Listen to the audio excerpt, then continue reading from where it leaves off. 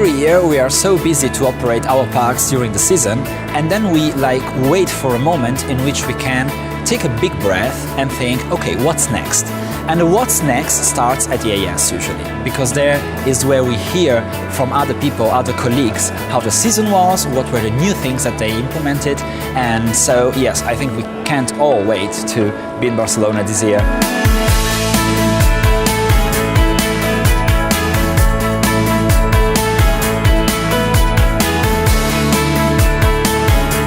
I think Barcelona it's a very nice city, popular not only for Spanish people, for all European people and those from abroad. So it's a really nice place to have such a show.